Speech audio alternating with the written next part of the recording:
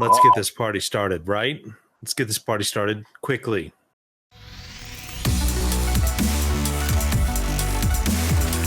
Hey guys, welcome to the PC Perspective Podcast. This is episode 532, being recorded on February 13, 2019. I am Sebastian Peak.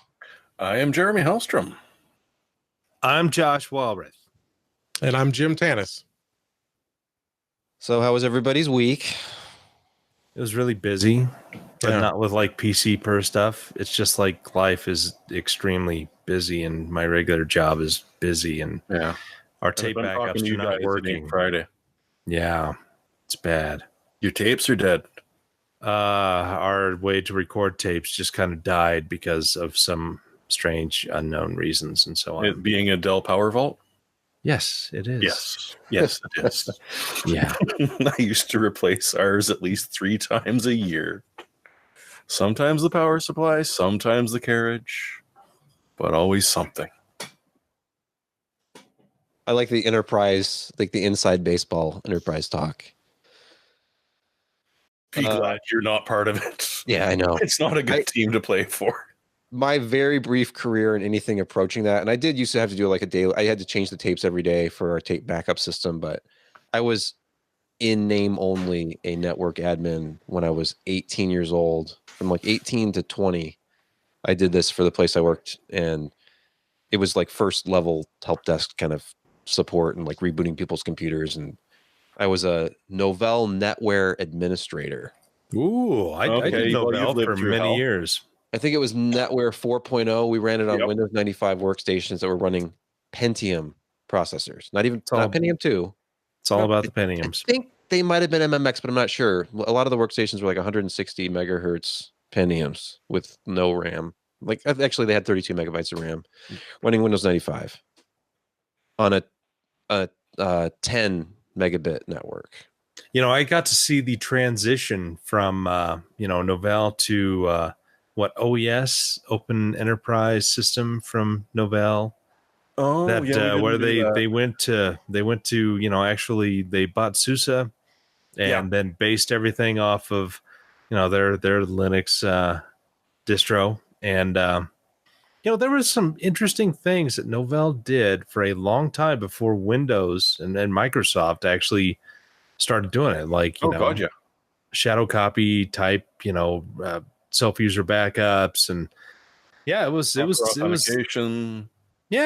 some good stuff, and they kept it on the leading edge, and they kept adding all these good features, but everybody went to Microsoft, and Novell was second-class citizen. So, but it's not like Novell didn't kind of screw themselves in the late 90s. Anyway, the first time I ever installed Linux was Open. What did you call it? I never knew how to pronounce it. SUSE. Open SUSE. Some version of that many years or Open ago. SUSE if you want to be kind of dirty. Oh, okay. So we had. Oh, I haven't gone all the way around the horn yet. Jeremy, how's life in Vancouver? We are apparently all about to die. We're going to start eating each other. We've had a good 10 centimeters of snow. You didn't lose another Stanley Cup final, did you? You didn't lose another Stanley Cup final, did you? Oh, no. It snowed in Vancouver. So let me ask you this, Jeremy. When you have a snowstorm or something big like that, do the stores suddenly run out of all the ingredients for French toast? Namely milk, bread, and eggs. Yes. We don't seem to have that reaction. We go for the dogs, like the one sneaking up behind you. No, but Canada doesn't do that because we've usually got freezers full of stuff. So there's no huge run on canned goods and fresh meat like there was down in Seattle, who got hit by the exact same storm. Now, they were, I'm sure you've seen the pictures of them with like empty shelves, no eggs, there's no French toast makings anywhere. No. Here, it was just like, me and 3 other people made it into the 50-some person office. Everyone else was snowed in. The buses all pulled over en masse and just said, that's it. We're not going anywhere anymore. So you used light rail, right? It's the only thing running right now, and thankfully, because no one is going in, it wasn't overcrowded. It was, well, more overcrowded. The SkyTrain is... Yeah, the TransLink was a cattle car company down in South America. And so when we rebranded BC Transit up here, we were honest and we called it TransLink, just like the cattle car company. Jim, is you're in Pennsylvania, right? Technically, or are you in Kentucky? No, I'm in Kentucky. Yeah, I used to live in Pennsylvania about 2.5 years ago. Okay. I there was some connection. I forgot. Sorry. I'm just thinking about you've been here. You've seen where I live. I've been to your house. Well, in the neighborhood. Oh, I didn't. Well, okay. Yeah. I don't recall going into your house. You didn't see the big cardboard McMansion?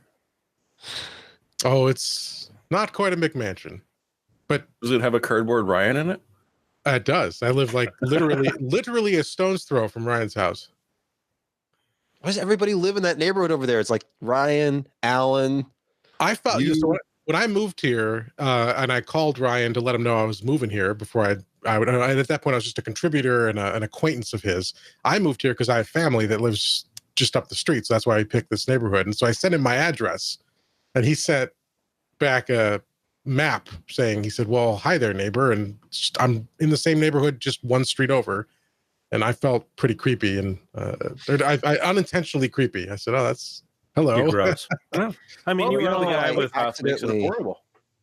You are the guy with WD-40 and your desk behind you. It's Snapple electrical contact cleaner. Yeah, but if that doesn't work, I put Snapple on it. Yeah, you just lubricate extensively. Yeah, got to make sure that's tight connection. Good electrical solid connection. Shall we move on? Tapes for, I suppose, Josh. Let's go to the reviews. We actually, because you know what, being the voice of reason is very tiring in this group. It must be. It's not your forte. This is correct. So when the hell did EVGA start making sound cards? This confused me when you put that review up. Yeah, well, it confused me. It didn't really confuse. It did confuse me and surprise me when I walked into the suite at CES. We had a meeting with EVGA. You know, we do every year, but they were doing like a product unveil, and we'd seen some like teaser photos. What's that? Where was Jacob hiding it? He was around. I mean, he was around, and so was the bucket of red vines, which I always look forward to. I don't know what it is about it. I think Ryan said something about this to me. My first CES is like, the red vines never taste better than they do at EVGA. I don't know why. And I thought it was because of this like big Costco giant container of them that he always had. They're very fresh. They are fresh. Interesting that you mention, or that I mention it, because I happen to have a bag of red vines right here. Do they feel fresh? They do. Or do they need to... I think it's new packaging, because it says now resealable, and it's like pulled open like Oreos are now. Ooh, just like underwear. And they feel softer in this package. So I will try this out later. But EVGA had a sound card, and the first thing I thought is, okay, EVGA gaming, like video cards, motherboards, power supplies. They got into cases. They have laptops. It's going to be all RGB, right? It's going to be all RGB, and it's going to be like 7.1 channel, like surround sound, like all these DSP driven effects and all this kind of stuff. And it is not. Like, it is at its heart just a dual, like 2-channel sound card. It's trying to be a like a solution for high quality 2-channel sound, listening to high res music, kind of replacing the need to have dedicated external devices. Because I think a lot of people who are really into high end audio. Does that take a banana cable? A banana cable? Oh no, there's no speaker outputs on this, Josh. What's that big thing in the middle? Headphone jack. Oh, the big headphone jack, not the 3.5 millimeter, but the big one. The big one with the black around it is the 1/4-inch headphone jack. Yeah. Yeah.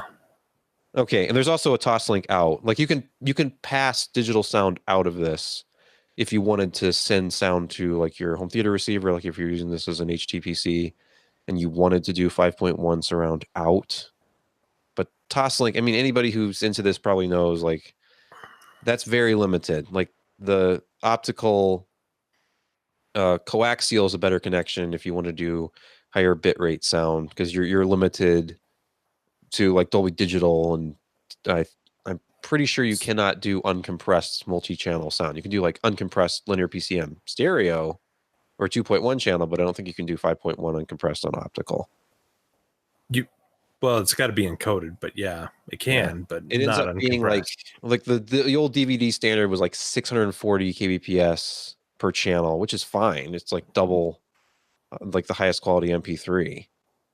But no, you're not doing like uncompressed multi-channel pass through over optical. Actually, yeah, I don't know. I see in the chat asking what format the optical supports. I believe it's just whatever the stream is. It's just a straight pass through, but I'll have to test that. I have not tried that yet. I was focused just on the analog output out of this thing, and the sound from this is fantastic. And I've used a bunch of different sound cards. I've been using an external card from Creative. It's one of their X-Fi HD like USB cards, and I specifically bought it to do recording. I was going to digitize some of the few like actually all analog records that I have and make like high-res versions of them, and the analog to digital converter in that Creative card is actually pretty good. But one of the reasons I chose that over something else was because I thought it had dual oscillators. It would have like clock generators for both 44.1 and 48 kilohertz derived like sample rates, and it physically does on the board, but it's not enabled in software. It's maddening.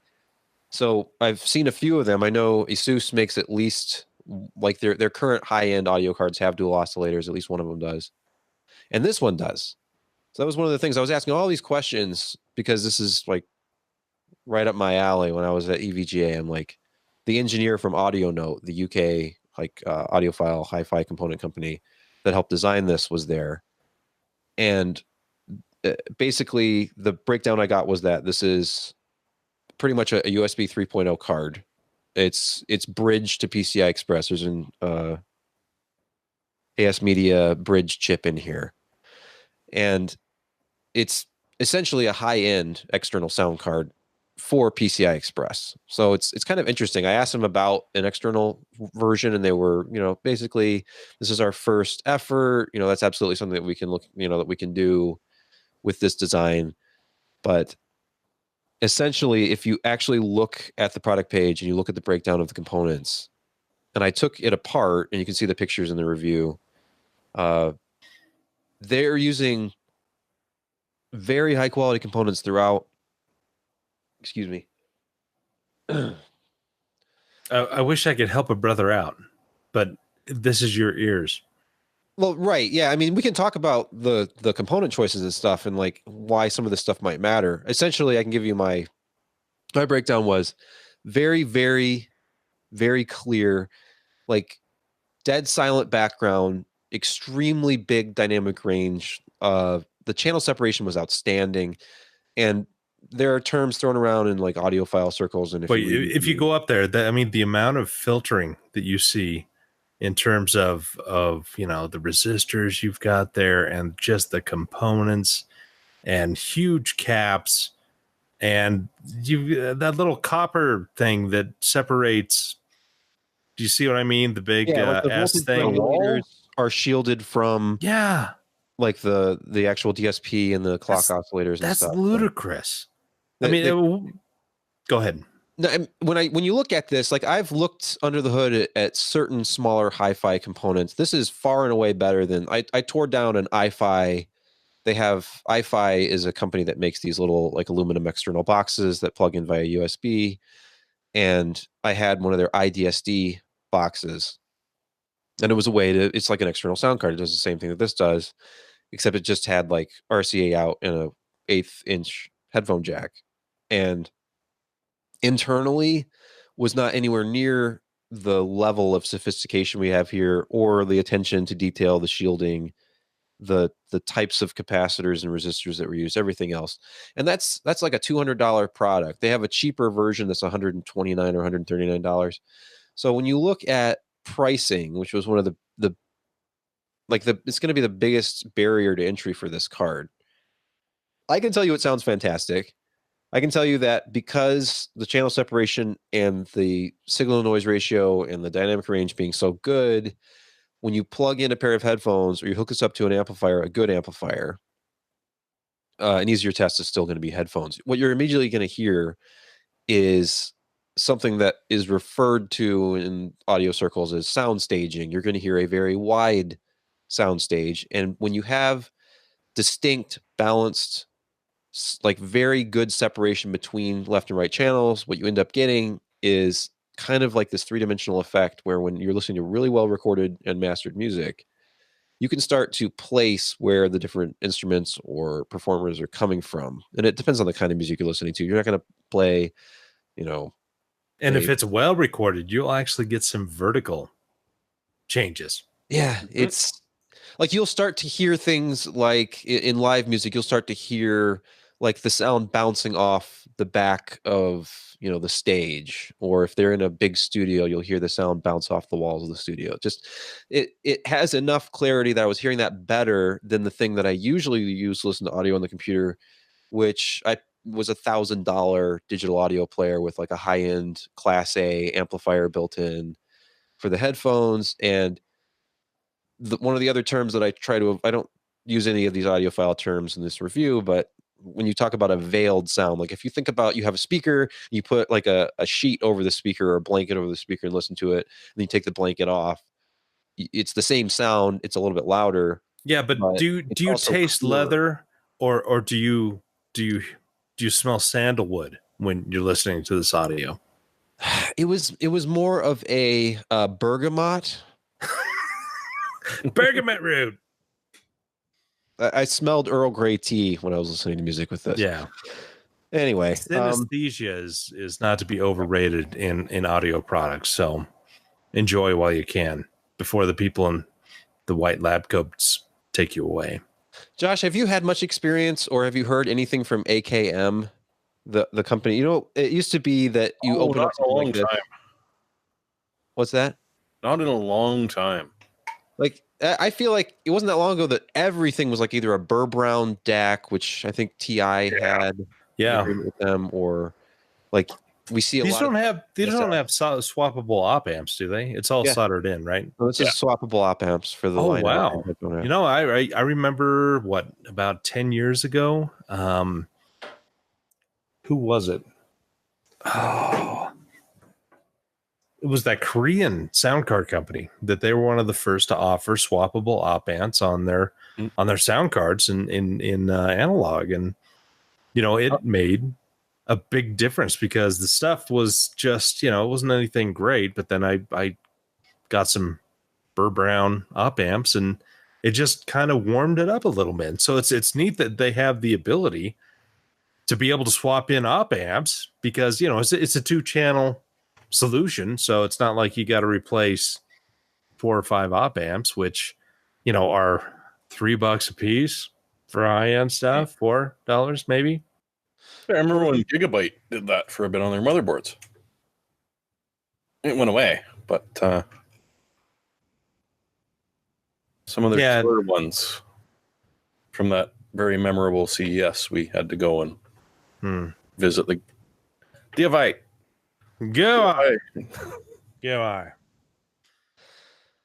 I'll just address a couple of train of thought, Sebastian.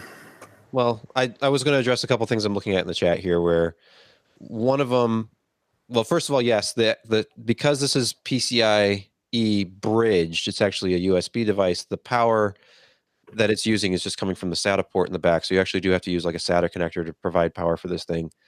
The one question about how this compared to shit audio products, because I have used they have a Magni and Modi, I think are the two. I cannot remember the names, but there are 2 $100 components you could put together to do the same thing that this does.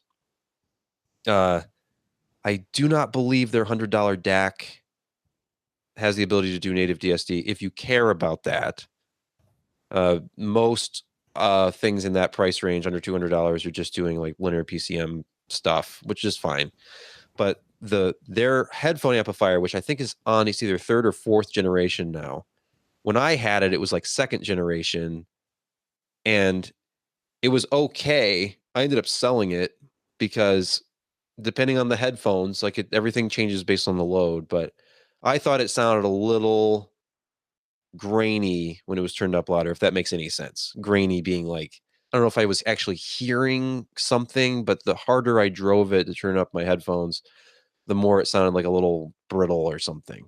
And maybe it was just me, but I thought the output from this, comparing it just to the thing I use every day, which is my little digital audio player from a company called Calyx Audio in Korea, that's I think discontinued by now, the Calyx M. Calyx M almost gives everything a little bit of a smile EQ, where it's a little bit warmer, there's less mid-range, and it's like a smooth kind of rolled off top end. So it pairs nicely with things like Grado headphones that have a little bit of an exaggerated mid-range and a little bit higher top end, so it kind of smooths them out. And then headphones like these Audio Technicas behind me, they kind of do the same thing, so it ends up being very smooth. So it's not as balanced. Like when I was using those with the new audio thing, it was a lot clearer, but there just seems to be a lot of, it's a very flat frequency response, and it's way overkill for 38 ohm headphones like this. So anyway, check out the review. You can look at the close-up photos, look at some of the components and stuff. It's an interesting product. What's the price on that? $250. Do you think it's worth it? It's very hard to come to terms with $250. I mean, it sounds as good as $200 worth of external components.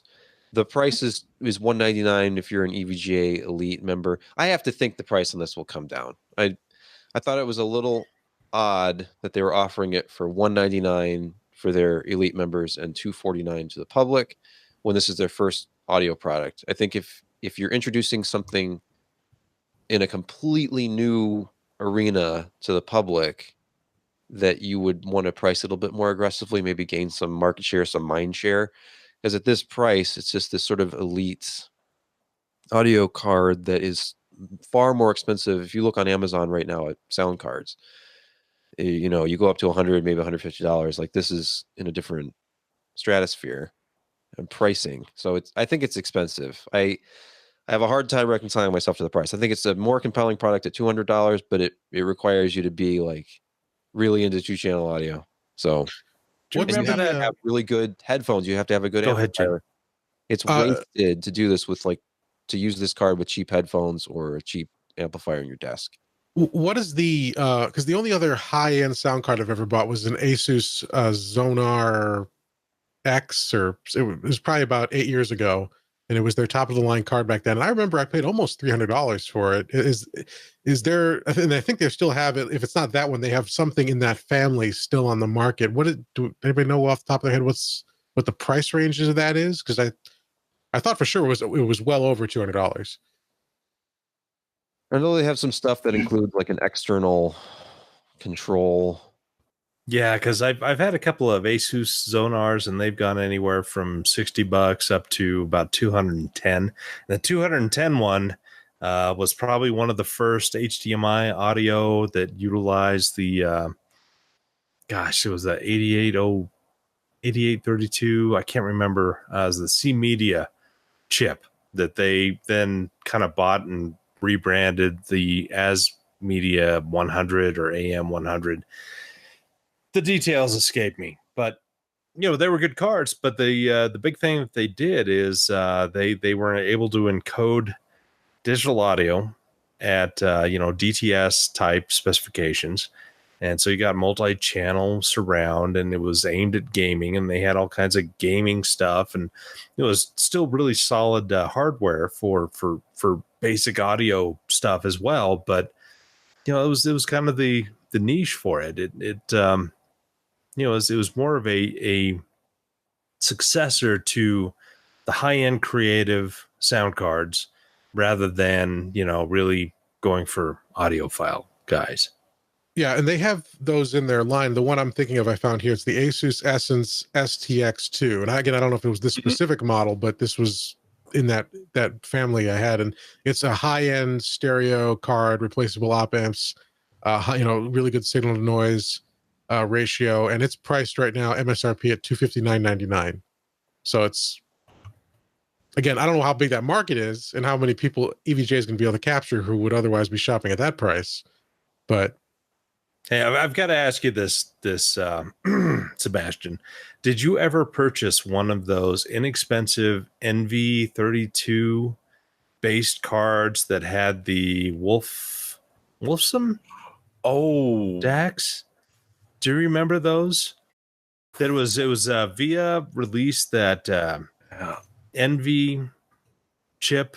I mean, it didn't do anything other than provide really solid audio, and then they paired it with some really good DAX, and they sold it for like $50. Oh yeah, than that. I want to say that Wolfson DAX were in some of the early iPods, weren't they? Or am I thinking of No, I think you're right. yeah, you might have been. like the 8000? I mean, Ontario loves them. But anyway, we can talk about sound cards, but I don't Ad know what we're nauseum. doing. Let's move on. Jim posted a quick look at an encrypted. I love the look of this thing. An encrypted USB drive that has an actual physical keypad on it. Jim, are you with us? Oh, sorry, I was muted. Sorry. This is a flash drive from a company called iStorage, or based out of the UK, and the product's called the datAshur Pro, and it's one of many products that they sell. Their whole thing is basically encrypted external storage. So they sell external hard drives, like 2.5-inch drives, 3.5-inch drives, SSDs, and flash drives that have encryption, hardware encryption automatically built in, mostly with a keypad, just like as you see here with this one. So it's a big flash drive. Most of the modern ones without encryption or without hardware encryption are smaller. This is a more traditional size, and it's got this 9 or 10-digit keypad on the front. And the whole trick is that it automatically encrypts once you disconnect it from the computer, and will not engage at all unless you decrypt it or unlock it using the keypad first. And what the company's trying to address here is data encryption is slowly getting better. The notion that we need to protect our data is slowly gaining traction. So we're protecting our data at home.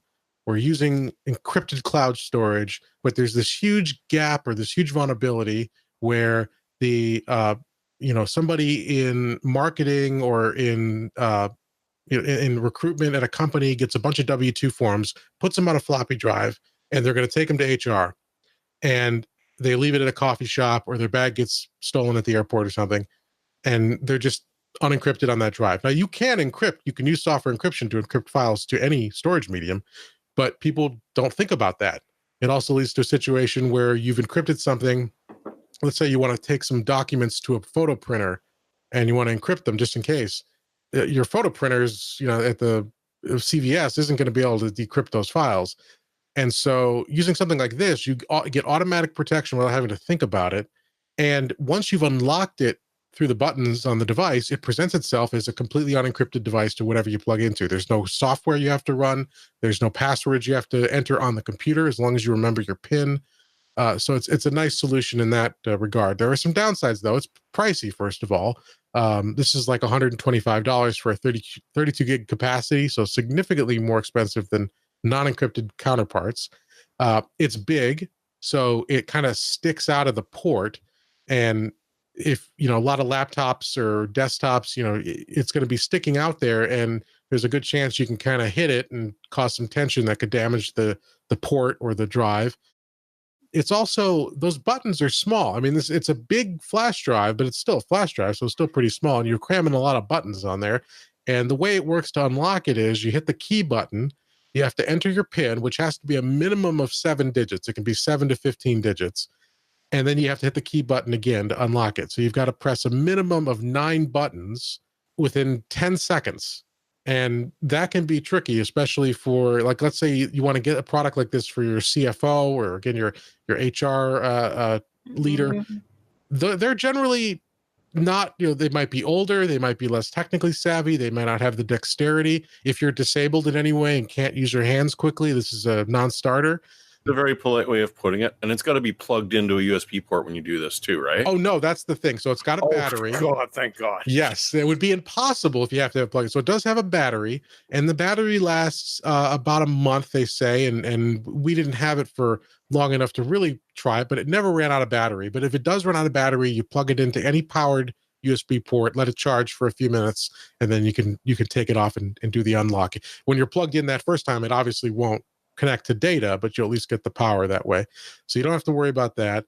And I guess, yeah, that's it. It's expensive. It might be a little tricky to operate, but if you think you can handle it, it's also its performance too. It's not a great performer. They say it gets up to 139 megabytes a second for reads. We only measured about 40. But in general, you're going to be encrypting documents, photos. You're not going to be encrypting huge files. So it's probably okay that it's not the fastest thing around. But if you have a need for this, if you're worried about taking your tax forms to the accountant, you don't want to leave them unencrypted. If you've got people, if you're in a company environment, you don't trust people to deal with software encryption, it's something to take a look at. It's not the only product out there in the market, but it's one of a handful that do this sort of keypad-based, no software required encryption. And all things being equal, it's pretty good. You can get them now from Amazon in the US. Prices range from $60 to $145. So again, not the best price, but you're paying. You can't think about it in terms of paying for capacity. You're paying for security. So if it's valuable to you in that context, it's worth taking a look. How does it compare to Iron Key? Haven't used them, so I don't know any firsthand impressions. This is the first style of product like this that I actually ever got a chance to use hands-on. So I don't have a better answer. I was given an Iron Key for my job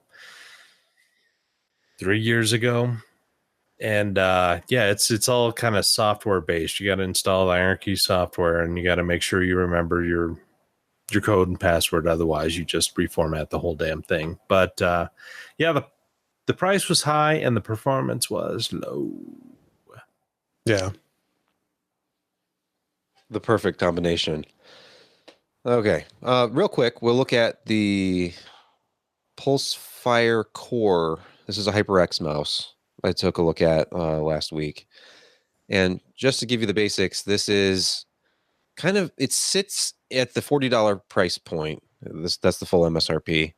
And if you look at what HyperX already offers, they have a FPS mouse, which is around $30, and an FPS Pro, which is $60. And then their high-end Pulsefire Surge, which I think is around $69. It has like the 360-degree RGB lighting and the higher end Omron switches. But in the Pulsefire Core, what you're basically getting is like an FPS that's somewhere in between the FPS and the FPS Pro. So it's like maybe like the Pro Junior or an FPS Plus. So the optical sensor is a little bit higher end model that goes up to 6200 DPI. So the max speed is higher. The acceleration is the same. The polling rate's the same. A lot of it's a little bit smaller product though. It's actually much closer to the size of the Surge mouse. So it's a symmetrical design. My biggest takeaways from this were it's very, very light. Like it's the entry level mouse for Corsair. You just reviewed this one, Jim. What is their entry level? Harpoon? They had Harpoon. They had the Harpoon wired, which they had on the market already, and then they just announced the Harpoon wireless. Okay, but they also have the Iron Claw as well at the same price point, I think. Okay. The Harpoon, I think, is around 87 or 85 grams. It's actually lighter than this. This is only 87 grams, which I'm used to a mouse that's around 100. So this felt extremely light, and it has big pads on the bottom that are very smooth. And it was like, you could like throw this thing off your desk with, as you're moving around. It's very, very light. If you're okay with that, I actually found that the blend of the sensor that they use with the default resolution settings, which they move up in increments of like 400 or 800. You can set it to anything you want in the software. This is one of those mice that is software enabled. Like you go into the software, you can change the little logo to any color you want or turn off the color. You can change what any of the 7 buttons are assigned to. You can create macros and save them to the mouse, any of the buttons. So it's very flexible, and the actual performance of the mouse is great. Like the acceleration felt good. Like I could set it to a lower sensitivity setting. I kept mine at around 2400 DPI, I think, most of the time. And you could still accelerate quickly. You had a lot of control if you slowed down. Like you were not like jumping around. If I wanted to actually edit a photo with this, for example, I could do that like pixel by pixel. So I thought it was good. I thought the build quality was fine. This is one of those things where it's all up to personal preference. Like I was looking like relative to the market, what does this offer? Well, it has one more button than a lot of the other mice in this price range from other like major companies. I was looking at Corsair specifically, but like 7 buttons versus 6. They're all programmable. You can do macros. You can do macros on the Corsair side too. It's kind of tough to say this is worth $10 more than the Harpoon, but at $39, especially if you find this on sale, it's a solid option. No complaints, other than for my own preference, it was a little bit on the lightweight side, as I've said about 75 times, I think, so far. So you can check out the review at pcpro.com. And now, Josh, you and me need to talk about AMD Radeon. You and me going to talk about AMD. Well, yeah, Jeremy and Jim can talk all about the good things and the bad things that may be. Let's talk about fixing a huge list of issues, mostly related to the Radeon 7 with this new version of the software. And if you followed Radeon 7 reviews early on, I had one, obviously. And here's the strange thing, and this is true. I had none of the issues myself using the same press driver that everybody was given access to before this product was released.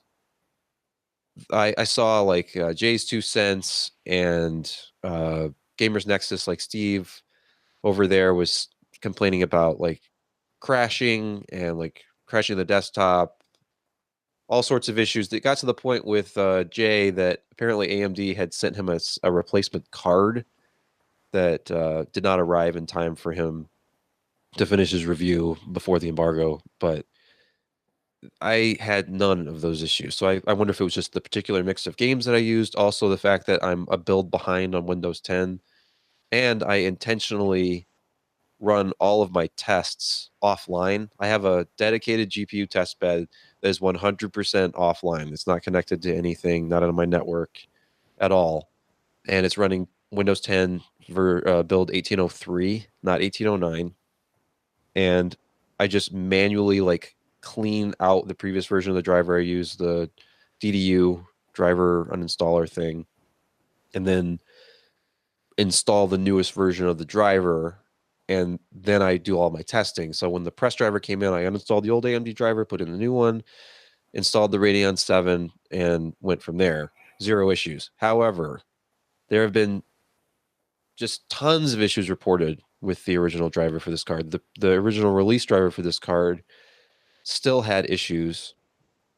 So now with 19.2.2, if you look down the list, you have everything from the issues with like inaccurate reporting in the software, like Wattman, overclocking, temperatures, stability issues. There were problems with X399 boards. I did not test it on X399.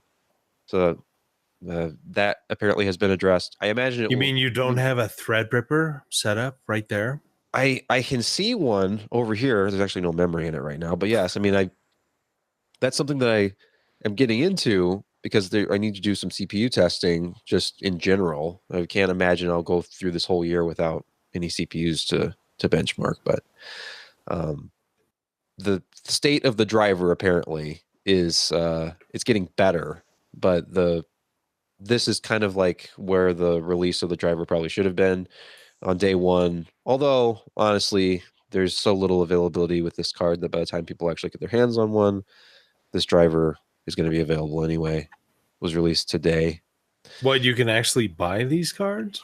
Last I saw, they did actually have them in stock on Amazon. This morning.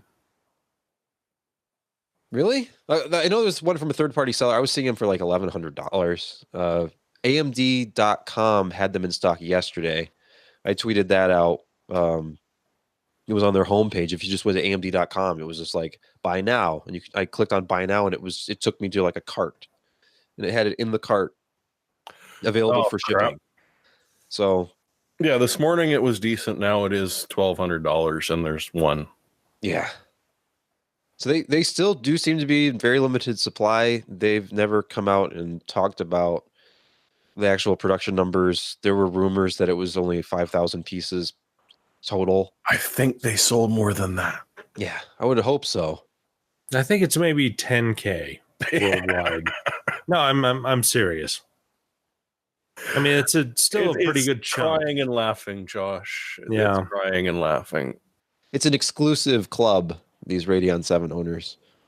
And what's sad, honestly, I think everybody should have got the acrylic stand. Why wasn't that just the retail packaging? How much could that actually add? What was that, Jeremy? It beats what was it, a hexagonal box? Yeah, is that what that's the Intel saw? Yeah, the i9s. You can roll a 1D20 or whatever with it.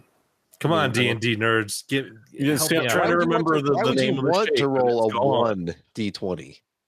I mean, I guess that just means you're rolling 1D20. It's all THACO, baby. It's all THACO. I'm sad to say it's not anymore. Apparently. Sad. All right. Well, and somehow I don't know where I missed this, but I did not post the news about the UEFI BIOS. Oh, no, Scott did. Or no, you did. Oh, I did put that in there. Yeah, you did put that in there. I did put it in the rundown. All right. Because, yeah, compatibility mode is really important to still support. I wondered, and then I can't imagine this would be the reason, but I wondered if maybe it was because Secure Boot was broken with the card that some people were having issues with it. But I imagine it was more of a driver issue. But still, the card, when it was released, was running in like CSM mode. It would force your motherboard to go into that mode. But what I'm wondering is, and I've definitely configured systems that unless you explicitly enabled CSM, like I know Dell OEM systems were like this. If you just had it in like its out of the box defaults, it probably would not have booted with this card unless you booted it with an alternate card, enabled CSM, and then saved it and then installed the card. So I wonder if that was causing any of these issues with Windows 10 and actually getting the system to boot properly with the card. But it was Tech Power Up who reported on it initially, and they showed that it was not UEFI GOP compatible. And then AMD issued a statement, so they reprinted it, and they said that it was going to be an update, was going to be made available to the added board partners, and then was going to be released through AMD.com, which I'm like, oh, that's nice. And they're like, well, of course they have to, because they're also one of the partners, because they're selling the card themselves. So as soon as that update is available, and I don't believe it's available yet. Not yet. Then I was going to go ahead and flash that new BIOS on this card and hope for the best. But other than it, I mean, a little bit faster. The saltpeter lining to the pile of was that it, as we were chatting about earlier this week, the Pro driver is actually going to work with the Radeon 7. So a bunch of the stuff, because that was the one thing, like even in your benchmarking, you saw as a workstation card, it's actually pretty damn good for the price. So by going the opposite way of what do we call them, NVIDIA, that who were specifically blocking any of that professional level stuff from the retail cards, all of a sudden AMD is sort of, possibly by accident, hopefully not, allowing you to get some of the advantage of the Radeon Pro driver on your Radeon 7, which is kind of neat. As long as they stick with it, and I hope they do.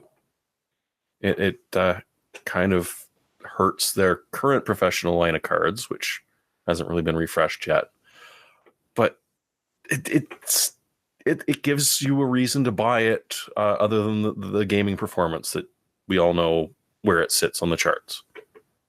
I feel like you're just setting yourself up for more disappointment, Jeremy. Yeah, I think I am. I'm used because they clarified their stance on the professional drivers. I was reading, I think it was a non-tech who wrote this particular one up that I sourced. They're basically enabling the whole one driver thing so that you have the ability to run the card using the professional drivers.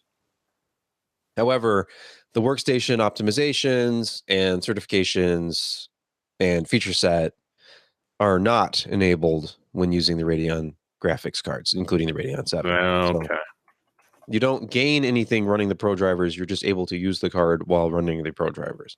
If for some reason you wanted to switch from your like Frontier Edition or what have you over to this card, which I think would be an interesting comparison anyway, because Frontier Edition was the 16 gigabyte Vega 64 sort of card that actually was released before Vega 64. And so Radeon 7, the counterpart of the MI50 Instinct card. Mm-hmm. So, but unfortunately, you still have to buy the Instinct if you want all of the additional features and optimizations enabled. Fine. So no. I'll just look for a BIOS hack. Yeah. Yeah, exactly. Okay, how is it that we're like an hour in now, and we thought, oh, this is going to be a short show, and we're halfway through? Because we talked about sound cards for way too long. And We're freaking verbose. Yeah. And saying very little. I know I was saying very little. I was trying to not go in depth, and it just, we kept talking. Or I did. I don't know. Sure. Next up on the podcast, more drivers. Yeah, exactly. It's driver week at PC Perspective, and we test drove. Actually, haven't installed these yet. NVIDIA released the GeForce 418.91 driver, and this is important because it coincides with the Battlefield 5 update, which adds DLSS support to the game. And we've obviously, I mean, at this point, you've seen, if you read our site or HardOCP or any of the other sites out there, you've seen coverage of DLSS. You've also seen coverage of Battlefield 5 and ray tracing with RTX cards. So the big performance penalty with Battlefield 5 is it's obvious and makes the game pretty much unplayable at high detail settings, at higher resolutions, and you move to DLSS, and NVIDIA is claiming up to 40% improvement. There's early stuff out there. There's comparisons out there you can see. But it does have, there's like two parts to DLSS, and we've talked about this, but just for anybody who isn't up to speed, essentially what it is a combination of AI training to have like a penalty-free way to have like a TAA, like temporal anti-aliasing effect, where it like shows it like AA on versus AA off and teaches it to anti-alias the image without actually having to do it in hardware in real time. So you save the performance there. But what really is happening also with DLSS is that it is internally rendering the game at a lower resolution, and then the AI training, the neural network back end, is basically learning how to upscale it in real time. So we saw the white paper on the Port Royal benchmark showed that it's like 75% internal resolution versus output. So like literally 2560 by 1440 is internally actually only rendered at 1920 by 1080. So you're getting 1080 performance at 1440 because it's actually only 1080. And then it's upscaled using AI magic, deep learning magic to 1440 when it hits your monitor. So that's... And it's totally not dynamic super resolution. No. Because that would do the opposite. It would render way higher and then downscale. So, yeah. It's important too I mean, when we saw the initial Port Royal demos with DLSS at CES, I mean, I think you expressed the same opinion. I was kind of blown away. It looked really good. And now that demo's in the public's hands, in general, it looks very good. But the trick is, as you said, with this being AI trained, those types of applications, benchmarks, either like that or a benchmark in a game that runs on a rail, is going to be much easier to adapt and look much better because it's on rails. It's very predictable. The AI can know exactly where each pixel is going to be at any given time. Yeah. Nice Metro Exodus inference there. Right. Well, and then, of course, with Metro coming out and Battlefield 5. I'm not entirely sure if DLS works that way because it's such a per frame thing. It's not like they're thinking 4 frames ahead, 5 frames ahead. It's kind of per frame that they do that kind of work. And so, the potential for this it's not exactly boundless, but it's significant. I mean, if you have a card that runs at 1080p nicely, if you can apply DLSS to it, then you got a 1440p upgrade in terms of the performance.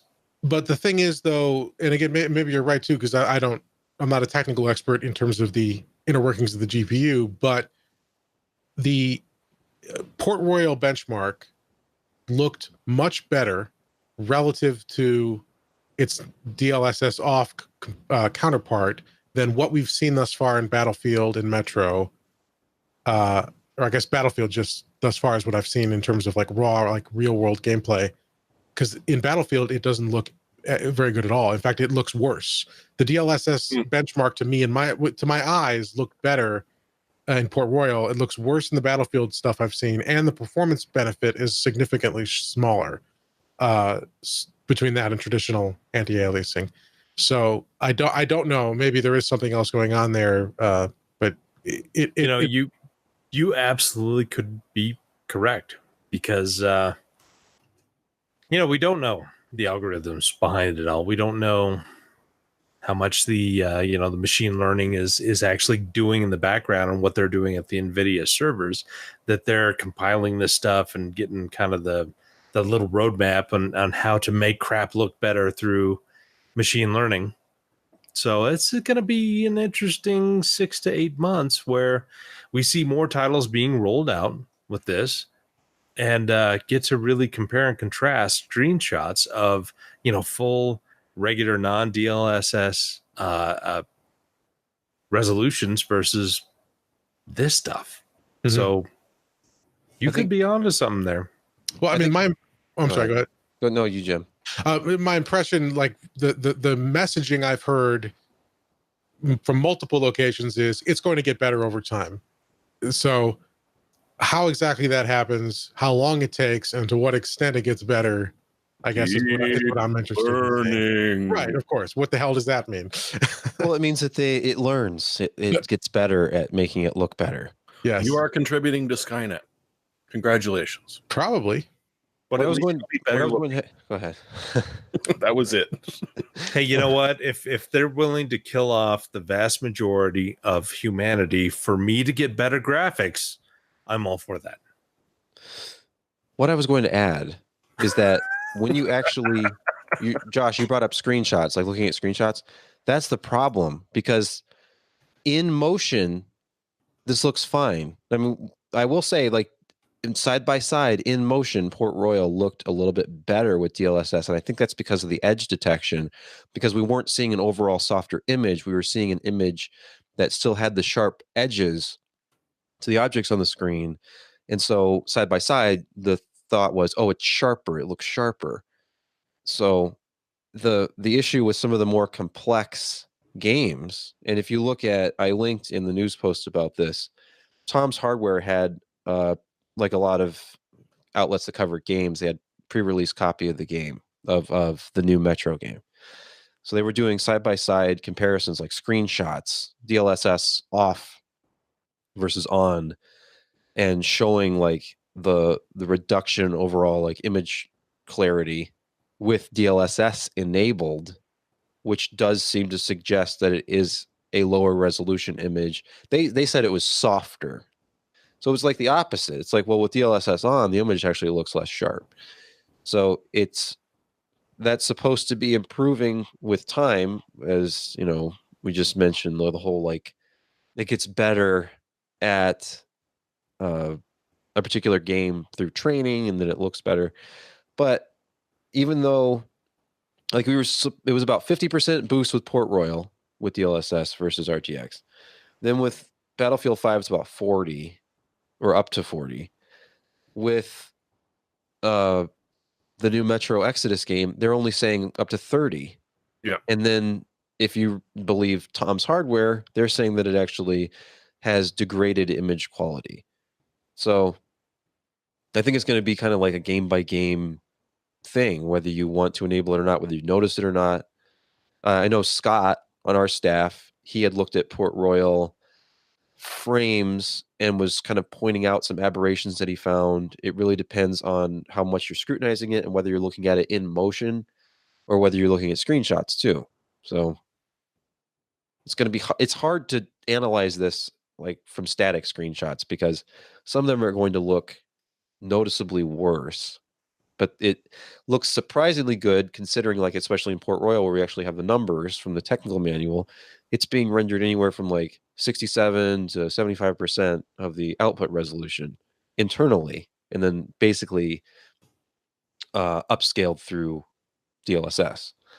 So yeah, there's a tech power up that I linked to that did the performance analysis for BF5 as DLSS off versus on. And I mean, yeah, you get better performance, but I mean, it's up to your own eyes. Go there and they've got the nice slider thing where you can see back and forth what it looks like and how it changes.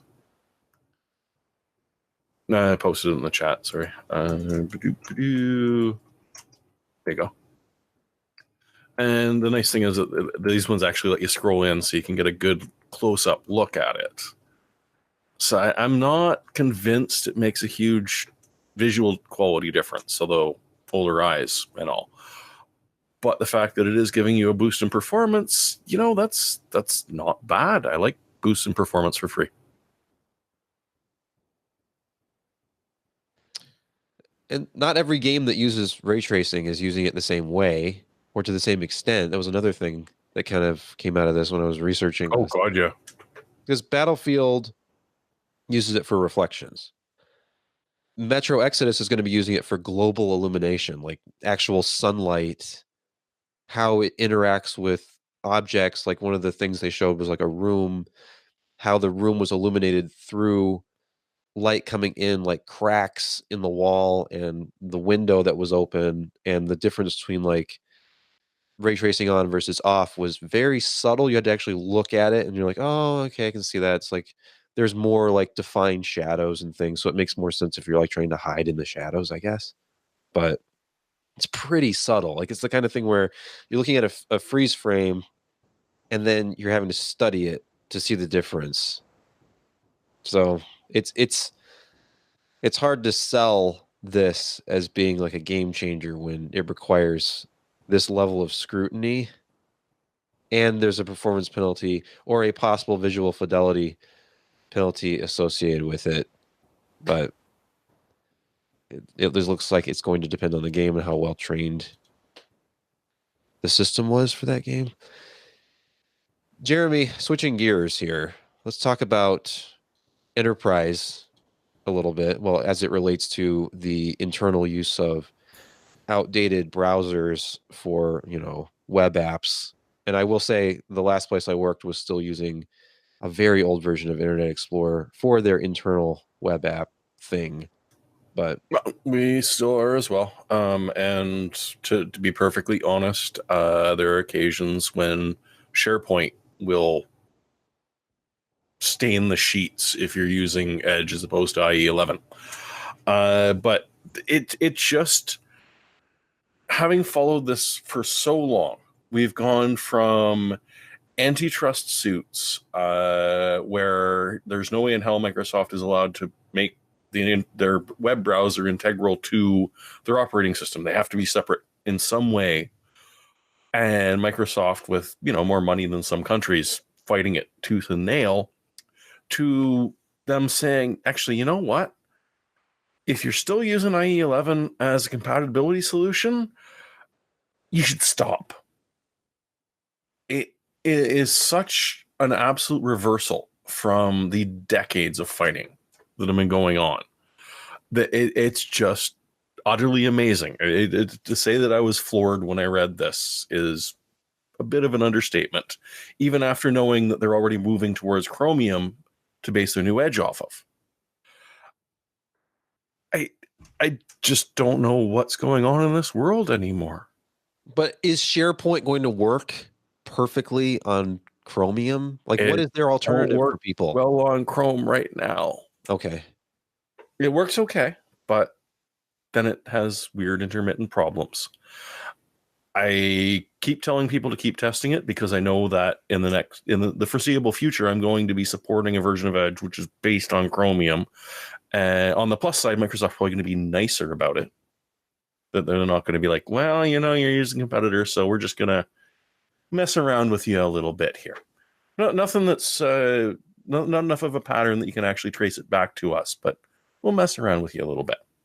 And boy, does it hate Firefox. Like, truly, deeply despises Firefox. So it just, this is going to be a thing. And then, even better, to top this off of them, I'm now jaw halfway to the floor. I'm not supposed to use IE11 anymore because it's compatible with what you guys told us we had to maintain compatibility for, because you want to write your own web standards and, water under the bridge. So Office 2019 was just released. Yeah, no, you shouldn't buy that. Sorry, you just released a product to the market and are now telling people no. You really want to go to our Adobe style subscription service, which makes you pay us money every month, which we Companies really like that. They like that. They like that revenue on the books. Like, they can show the shareholders, like, look, we have this many subscribers and this many dollars a month, and it's guaranteed income. Plus, that way people can't pirate it. Well, I mean, yeah, you can, because you can have it up onto 5 machines simultaneously. So you can just share your password out with your friends and sort of pirate it. Yeah. I mean, there are a lot of enterprise copies of Office floating around out there on the internet. Oh, God, yeah. So yeah, it's, as my title said, datAshur gerbs. I can't make fun of them for this anymore because they're making fun of themselves. Yeah, you never thought you'd see the day where Microsoft is like, please don't use Internet Explorer. Like, what? No, it's unbelievable. Moving along. I see you have a lot to say about this, Josh. Hey, Josh, you have anything to say about graphics card rumors? Have you seen the latest rumors or the rumor roundup? I think, Jeremy, you posted this, right? Mm-hmm. He probably is better for it. I mean, so RTX is an interesting thing because it adds 2 big components to it. The ray tracing and the machine learning. But what if you were to take those components away and just have more of a GeForce GTX type thing? Well, that would be the GTX 1660. It's a oddly named card, but essentially it has the machine learning and ray tracing disabled in theory. RTX off, if you will, Josh. Exactly. Yeah. Exactly. I mean, if you look at my forehead, you'll see that RTX is always on. And if you look at the back of my head, it's going away. Doesn't make any sense. But anyway, You're brighter coming. They've got to have plenty of reusable dies that work perfectly fine, or they have dies that do not exactly meet the thermal characteristics without parts of it being disabled, and suddenly we have the GTX 1660 Ti, which is a fast card.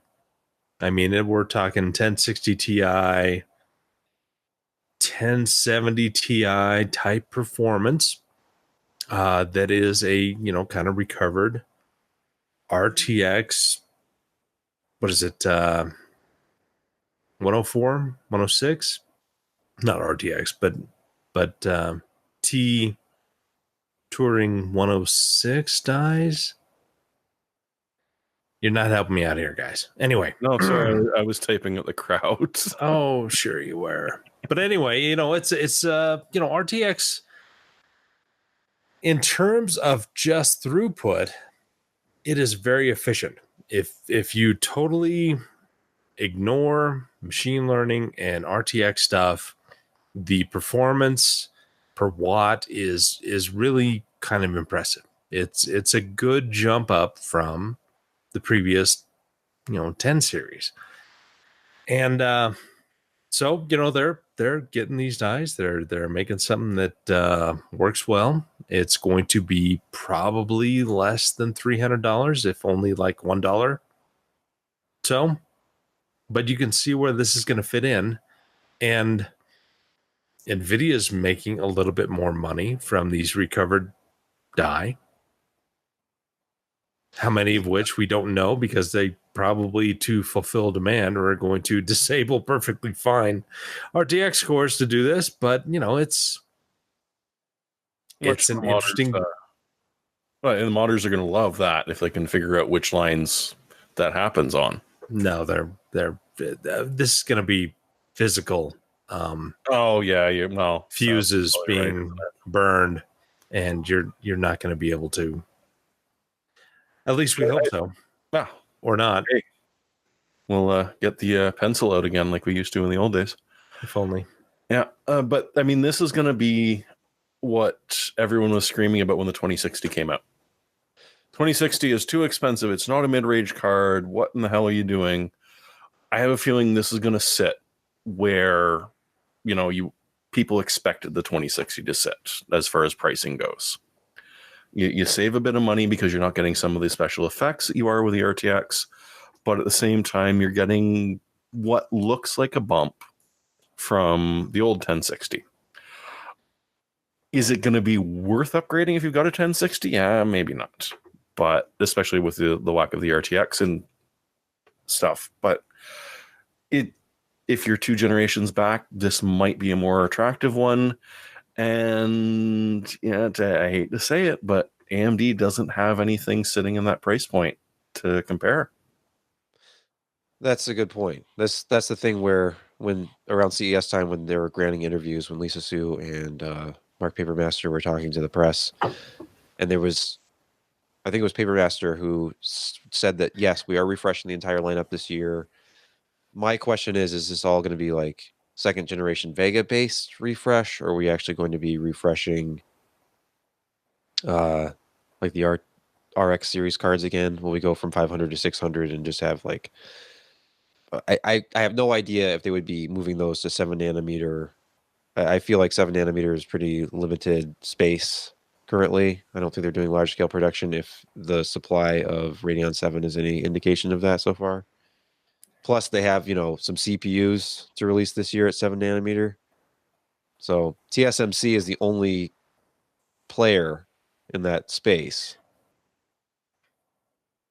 Am I completely off base here, Josh? Like, they're going to run into a problem if they're trying to ramp up CPU production and they're producing these Radeon 7 cards.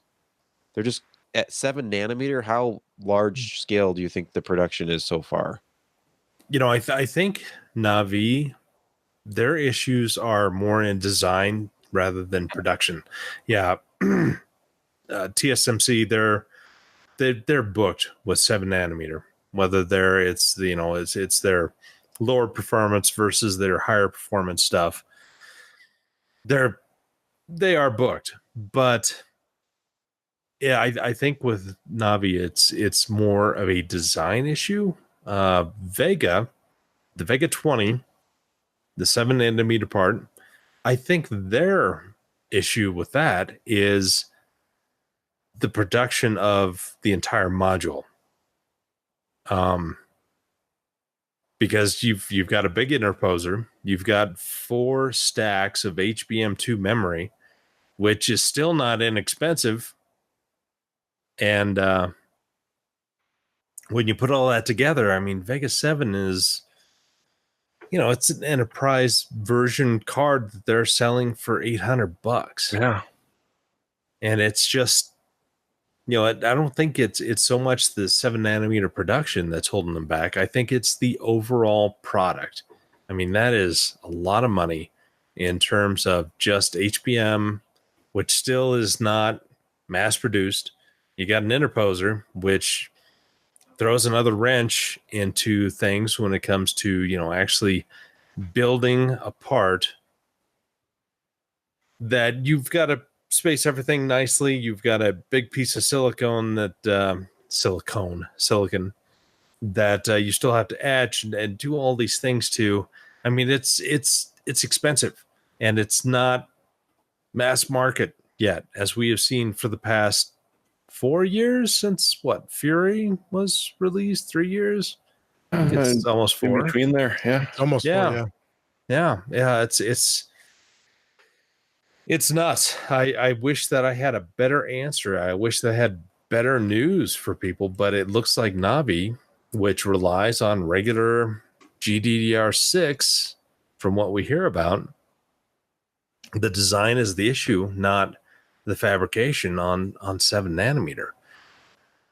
I could be wrong. Well, TSMC is looking forward to this because they're kicking off that huge bump up in March.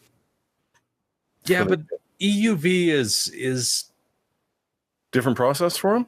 Well, EUV, I think the best way to describe EUV is that it's an improvement in efficiency and that you don't have as many litho stages.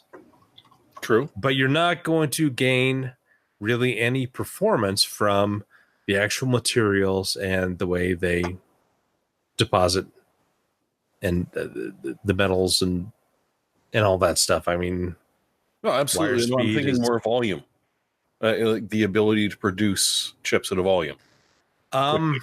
Yeah, no, because you can only shove so many wafers through an EUV machine versus, yeah, and I mean these things are insane. I mean how much do they eat? It's like 5 megawatts for an EUV machine. I mean, it's a ludicrous amount of power. I think I'm overstating it, but it's still a large number of electrons passing through this device. So is Sebastian back yet? I'm back. He's back. Oh, I'm so happy. It looked like you were consumed by the internet. Yeah, but anyway, I mean, I think the Vega problem is the package costs, the amount of money it costs to get the HBM2 and getting it all together in a working module.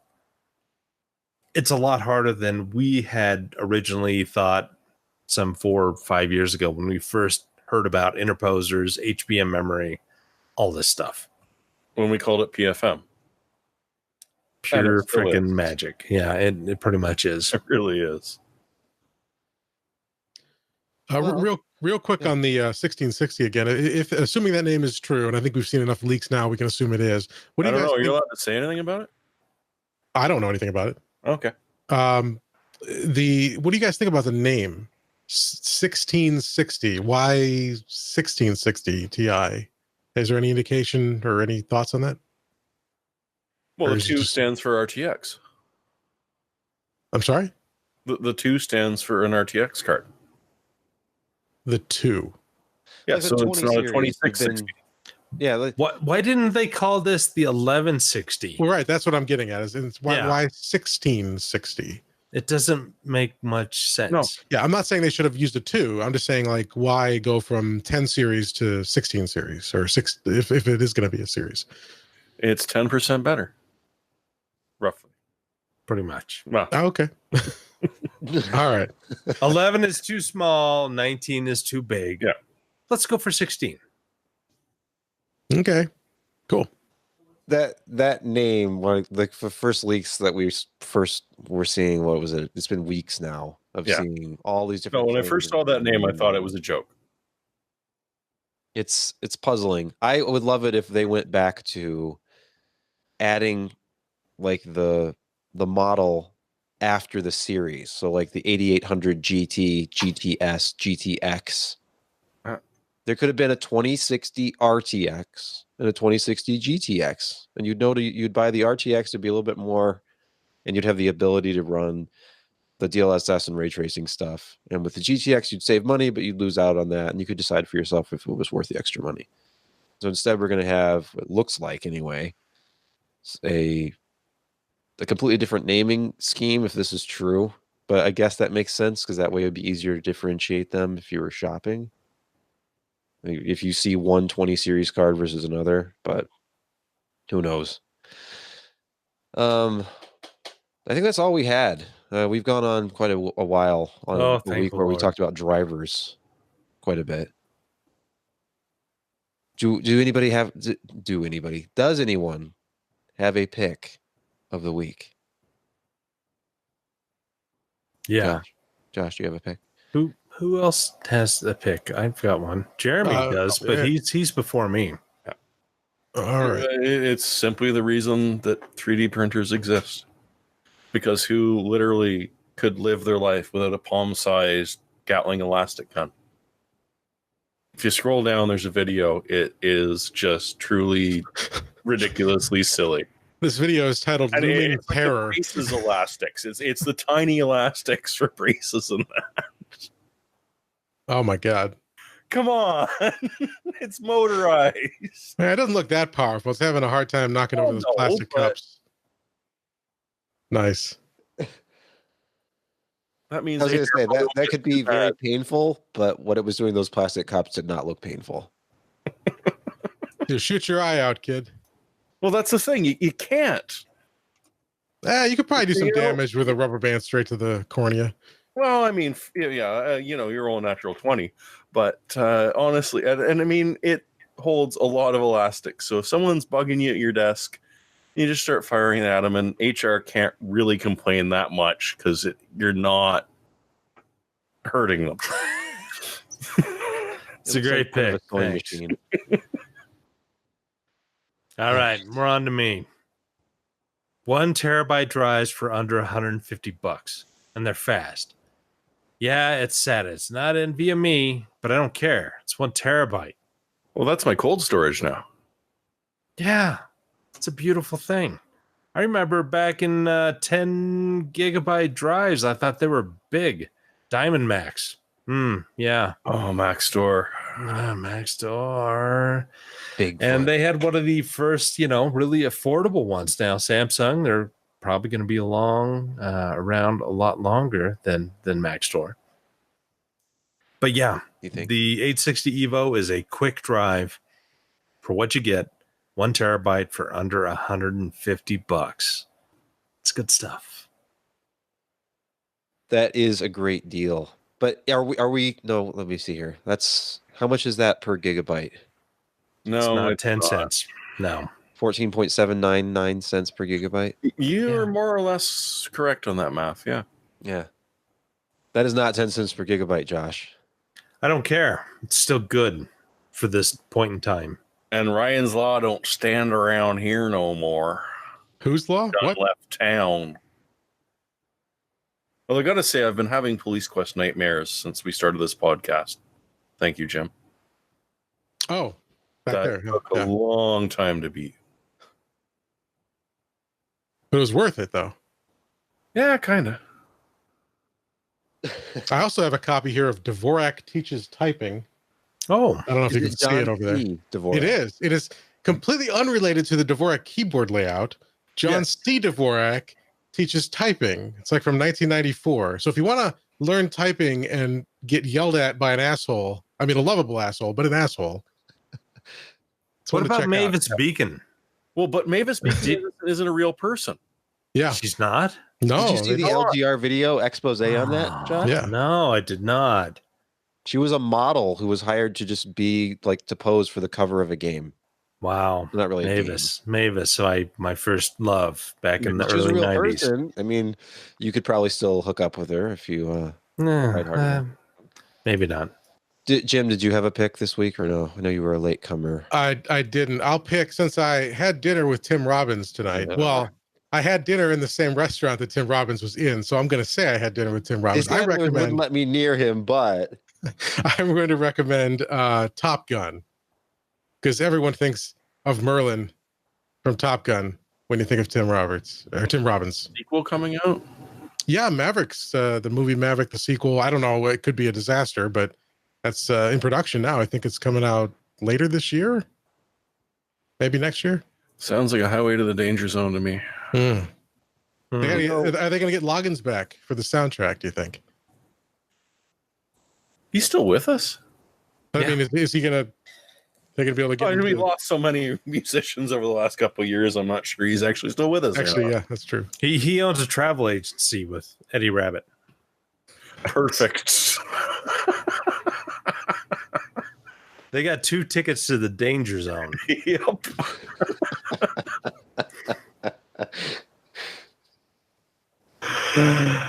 Kenny Loggins is alive and well, age 71. Okay. Hey, actually, you know what? Interesting that you picked Top Gun, Jim, because I'm going to pick Top Secret. Here's the connection. Val Kilmer's first movie was a ridiculous spoof of spy thriller movies. He's never done another movie after that. It's great. Secret. I watched it for the first time last week, and it was Top Secret. How is it the first time you've watched it? I had never even heard of it. Bloody hell. Man. The one when my wife's friends came over. I mean, the guy who gets crushed in the car. Oh, yes. That's the funniest part in the entire film. Sadly, it's not like streaming on anything unless you pay for it. Like it's not on Netflix. It's not on Amazon Prime Video. The tic-tac-toe gunfight was pretty up there, Josh. I don't know, when he comes walking through the door after he gets crushed. That's That was very Police Squad. Yeah. He does like a 720 and then just falls over and we don't want to give anything away if you have not seen it, because it's fantastic. It's the funniest part of the entire film. Watch it. Find it on YouTube or find it on the internet somewhere or rent it. I rented it for like $3 to watch it. From Blockbuster? No, like it was either Amazon or iTunes. I think I rented it from iTunes, but it was hilarious. So I'll have to look for the DVD. I'm sure my son will appreciate it in a year or two. I mean, God, when did that come out? 80s? 84. 80. Yeah, I was going to say 83, 84. And it still lasts to this day. One of my favorite parts. The Pinto? It was good. And I got that joke, actually. My mom had a Pinto for about 5 years. Thankfully, we were never rear-ended. The cow from the cover, like the IMDb page. Yeah. The cow in like rubber boots. I don't know why. It's just like, because it was a real cow. I'm pretty sure it was not like a animatronic. It's just like walking around while they're doing like the voiceovers, just because it's like supposed to be 2 men in a suit. They just used a real cow instead and put boots on it. And the cow seemed very uncomfortable and was like trying to figure out how to walk. It's ridiculous. Like it's like kind of it's like one of the movies you'd expect from like Leslie Nielsen from that era. It's very, very silly. It's Airplane. It's the Actually, isn't it the same director? It was the director who did like the Scary Movie series, right?